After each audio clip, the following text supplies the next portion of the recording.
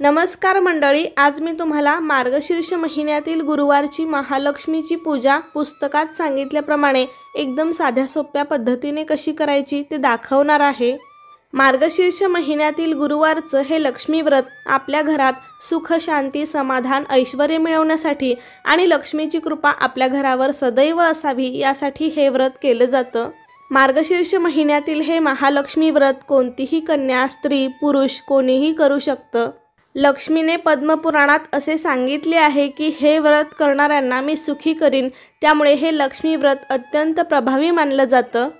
मार्गशीर्ष महिन्यातील ही गुरुवारची पूजा शक्य होईल तितक्या सकाळी लवकर करावी आणि ज्यांना सकाळी करणं जमत नसेल त्यांनी सायंकाळच्या दरम्यान केली तरीही चालू शकतं। सायंकाळी 5 ते 7 या वेळामध्ये सुद्धा तुम्ही ही पूजा करू शकता। तीही लक्ष्मी येण्याची वेळ असते, त्यामुळे तिन्ही सांजेला पण आपण ही पूजा मांडू शकतो किंवा सकाळी केली तर उत्तम। या व्रताची योग्य पद्धतीने मांडणी कशी करायची त्यासह पुस्तकात सांगितल्याप्रमाणे संपूर्ण पूजाविधी आजच्या व्हिडिओमध्ये आपण पाहणार आहोत। त्यासाठी हा व्हिडिओ शेवटपर्यंत पहा, जास्तीत जास्त लोकांपर्यंत शेअर करा। त्याआधी चॅनेलला सबस्क्राईब करायला विसरू नका। लगेच व्हिडिओला सुरुवात करूया। मार्गशीर्ष महिन्यातील गुरुवारी आपल्याला सकाळी लवकर उठायचं आहे। आपलं अंगण, घर स्वच्छ करून घ्यायचं आहे। आपण ज्या ठिकाणी पूजा मांडणार आहोत ती जागा आपल्याला आधी स्वच्छ करून घ्यायची आहे। त्या ठिकाणी एक स्वस्तिक काढायचं, त्यावरती हळदी कुंकू वाहून आपण त्यावरती पाट किंवा चौरंग ठेवायचा आहे। त्यावरती नवीन किंवा स्वच्छ धुतलेले लाल किंवा गुलाबी रंगाचे वस्त्र टाकायचे आहे। चौरंगावरती थोड्या अक्षता ठेवून त्यावरती माता लक्ष्मीचा फोटो किंवा मूर्ती ठेवायची आहे आणि तुमच्याकडे दोन्हीही नसेल तर व्रतकथेचं पुस्तक जरी ठेवलं तरीही चालू शकतं। त्या पुस्तकावरती महालक्ष्मीचा फोटो आहे, आपण त्याचेही पूजन करू शकतो। इथे मी हा लक्ष्मीचा फोटो स्वच्छ पुसून फोटोला हार घालून घेतला आहे। पूजेला सुरुवात करण्यापूर्वी आचमन करायचं। डाव्या हाताने उजव्या हातामध्ये पळीभर पाणी घ्यायचं। ओम केशवाय नमः। दुसऱ्या वेळेस ही पाणी घेऊन प्यायचं। ओम नारायणाय नमः। तिसऱ्या वेळेस ही पाणी घेऊन प्यायचं। ओम माधवाय नमः। चौथ्या वेळेस पाणी उजव्या हातावरून खाली ताम्हणामध्ये सोडून द्यायचं आहे। ओम गोविंदाय नमः। आचमन केल्यामुळे आपल्या मनाची तसेच शरीराची शुद्धी होते आणि आपली पूजा चांगली होते, त्यामुळे आचमन करणं गरजेचं आहे। त्यानंतर चौरंगावरती थोड्या अक्षता ठेवून त्यावरती दिवा स्थापन केला आहे। दिवा प्रज्वलित करून दिव्याची हळद कुंकू अक्षता फुलं वाहून पूजा करायची, दिव्याला नमस्कार करायचा। कोणतीही पूजा अग्नीच्या साक्षीने करायची असते, त्यामुळे सर्वात आधी आपण दिवा लावून घेतला आहे। दिव्या दिव्या दीपत्कार, कानी कुंडल मोती हार, दिव्याला पाहून नमस्कार। त्यानंतर आपण कलश मांडूया। त्यासाठी चौरंगावरती आपल्याला गव्हाने किंवा तांदळाने रास घालायची आहे आणि त्यावरती हळदी कुंकू वाहून आपण कलश स्थापन करणार आहोत। त्या कलशावरती मी आधीच हळदी कुंकूने स्वस्तिक आणि 5 नाम ओढून घेतले आहेत। हा कलश मी 80% पाण्याने भरून घेतला आहे। कलशामध्ये हळदी कुंकू, 1 रुपयाचं नाणं, सुपारी, दुर्वा, फूल हे सर्व टाकायचं आहे आणि कलशावरती आपल्याला 5 प्रकारच्या फळझाडांची किंवा फुलझाडांची पानं लावायची आहेत किंवा मग आंब्याची पानं लावू शकता किंवा मग नसेल मिळाली तर विड्याची पानं लावली तरीही चालतील। या ठिकाणी मी 5 विड्याची पानं लावून घेतली आहेत। त्यानंतर आपल्याला कलशावरती नारळ ठेवायचा आहे। नारळाची शेंडी वरती येईल अशा पद्धतीने नारळ ठेवायचा। या ठिकाणी मी नारळाला थोडंसं सजवून घेतलेलं आहे।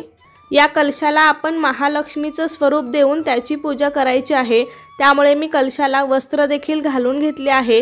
त्यासोबतच मी इथे देवीला अलंकार देखील घातले आहेत। हा सगळा सजावटीचा भाग आहे।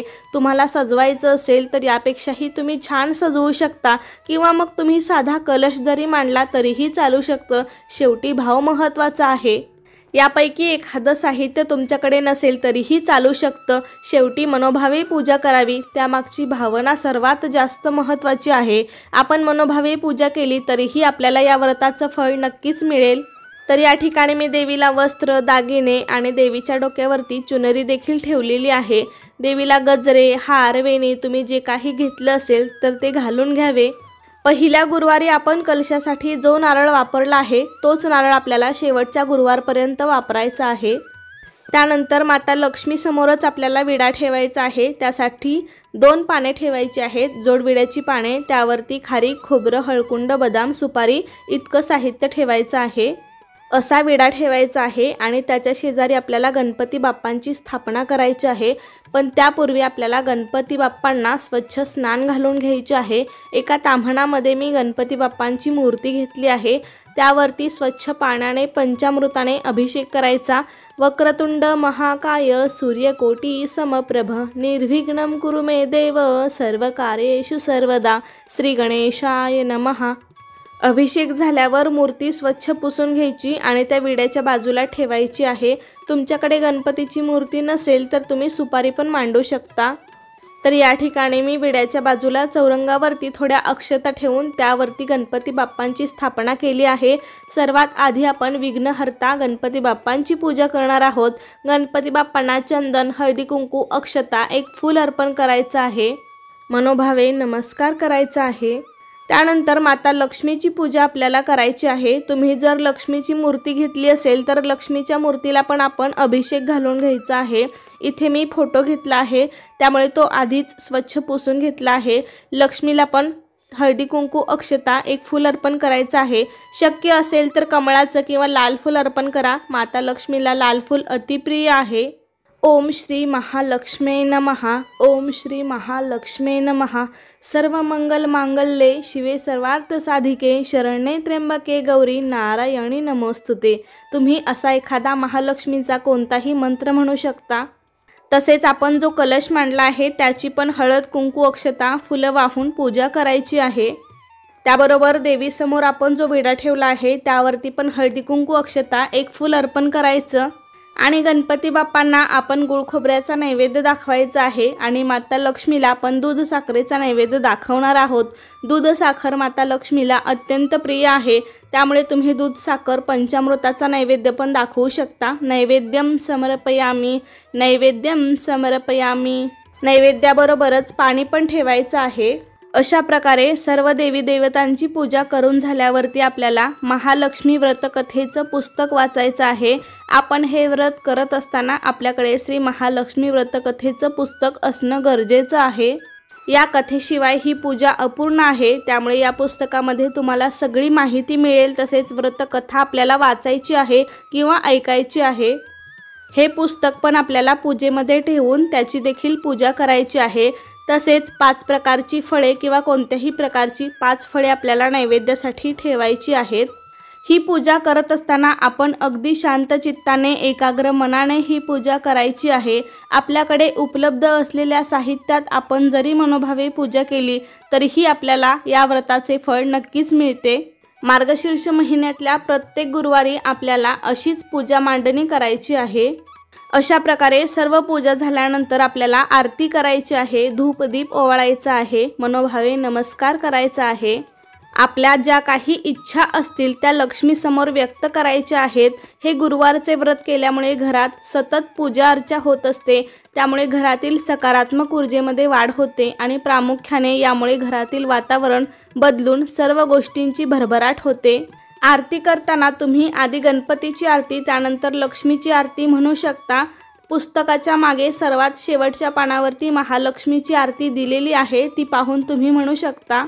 अशा प्रकारे माता लक्ष्मीची पूजा झाल्यानंतर सर्वात शेवटी लक्ष्मीला प्रसन्न करण्यासाठी आपल्याला एक मंत्र म्हणायचा आहे, कारण भगवान विष्णूंशिवाय लक्ष्मी अपूर्ण आहे असे म्हणतात। त्यामुळे कोणत्याही लक्ष्मी पूजनानंतर भगवान विष्णूंची पूजा करणे हे अनिवार्य आहे। ज्या घरात विष्णूंची सेवा केली जाते तिथे लक्ष्मीचा नेहमी वास राहतो। विष्णूंशिवाय लक्ष्मी प्रसन्न होत नाही, म्हणून ही पूजा झाल्यावर आपल्याला हात जोडून ओम नमो भगवते वासुदेवाय नमः हा विष्णूंचा मंत्र 11 वेळा म्हणायचा आहे, त्यामुळे लक्ष्मी प्रसन्न होईल।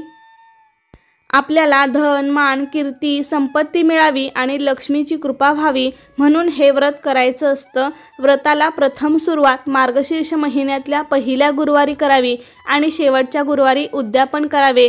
पूजा विधीसह दर गुरुवारी लक्ष्मी व्रत करावे आणि संबंध वर्षभर दर गुरुवारी देवासमोर बसून श्री लक्ष्मी व्रतकथा वाचावी किंवा ऐकावी। व्रताच्या दिवशी दिवसभर उपवास करावा आणि रात्री कुटुंबासोबत मिष्टान्न भोजन करावे। गुरुवारी श्री लक्ष्मीची पूजा करताना तसेच कथा वाचताना किंवा ऐकताना मन आनंदी आणि शांत असावे। व्रताच्या दिवशी कुटुंबातील सर्व माणसांनी प्रसन्न वृत्ती ठेवावी, प्रेमाने व गुण्या गोविंदाने वागावे. जेव्हा काही कारणास्तव व्रताच्या दिवशी पूजा करणे जमले नाही तर ती दुसऱ्या कोणाकडून करून घ्यावी. उपवास मात्र स्वतः करावा. असे हे मार्गशीर्ष गुरुवारचे व्रत करावे. तुम्ही ही गुरुवारची पूजा सकाळी केली असेल तर सायंकाळी पण देवीला हळदी कुंकू वाहून अगरबत्ती ओवाळायची आहे, नमस्कार करायचा आहे. तर मार्गशीर्ष महिन्यातील येणाऱ्या प्रत्येक गुरुवारी अशीच पूजा करून शेवटच्या गुरुवारी उद्यापन करायचं आहे. तर त्याचा व्हिडिओ मी लवकरच घेऊन येईन. पण हा व्हिडिओ तुम्हाला कसा वाटला हे मला नक्की सांगा. आवडला असेल तर लाईक करा, जास्तीत जास्त लोकांपर्यंत शेअर करा आणि असेच नवीन छान छान व्हिडिओज पाहण्यासाठी आजच आपल्या अन्वीज मराठी कॉर्नर या चॅनलला सबस्क्राईब करा. धन्यवाद.